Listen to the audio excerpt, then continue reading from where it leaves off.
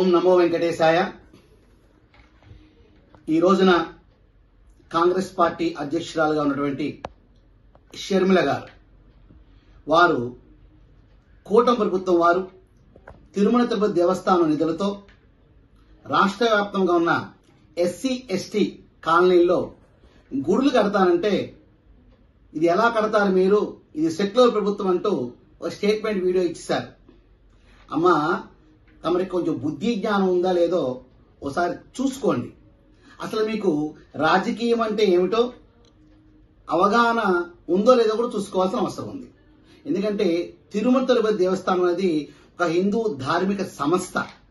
దాని నిధుల్ని వేద పాఠశాలకు కానివ్వండి, గుళ్ళ నిర్మాణం కానివ్వండి, సత్రాల నిర్మాణం కానివ్వండి, అలాగే హిందూ ధర్మ ప్రచారం కానివ్వండి, వాటి కోసం వినియోగం చేయమని చక్కగా స్పష్టంగా ఉంటుంది.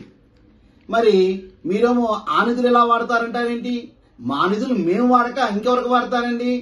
ముందు మీ క్రిస్టియన్ మత ప్రచారం చూసారా, వేల వేల కోట్ల రూపాయలు ముందు సామాన్యులకు అందుబాటులో ఆ ధనాన్ని ఖర్చు పెట్టమని ముందు వారికి డిమాండ్ చేయమ్మా. ఇది మొదటి పని.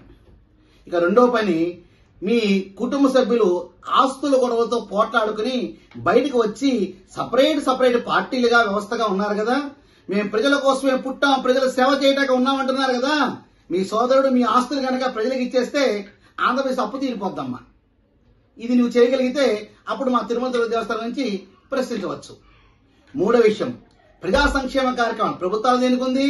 పన్నులు కట్టే దేనికి? ప్రజా సంక్షేమం చేయవలసింది ఆ డబ్బుతో.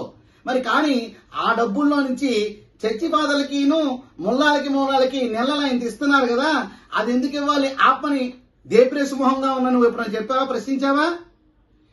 ఏది పడితే మైక్ పెడితే ఏది పడితే మాట్లాడుతానంటే ఈపులు పగిలిపోతాయి. మా హిందూ ధర్మం జోలికి వచ్చావంటే నీ పనేది నువ్వు చూసుకో. అసలు ఈ వ్యవస్థని ఈ దేశాన్ని సర్వనాశనం చేసింది కాంగ్రెస్ పార్టీ.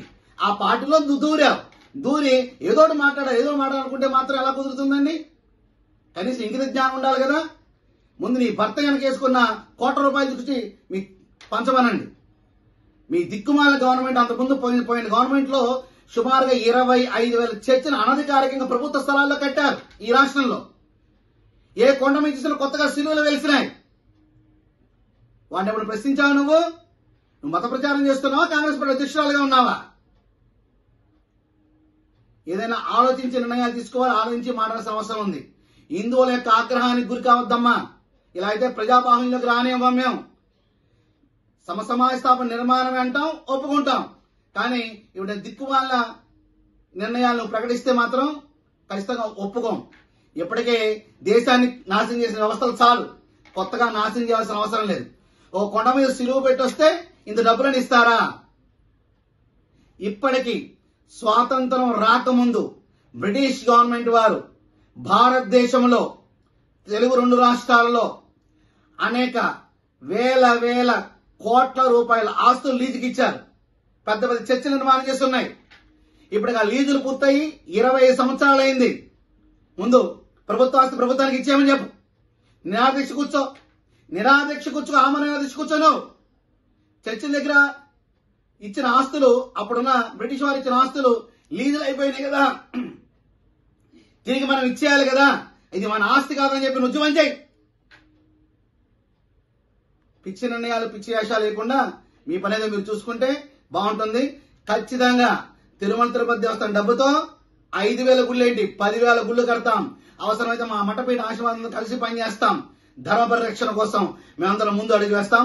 భారత్ మాతకి జై.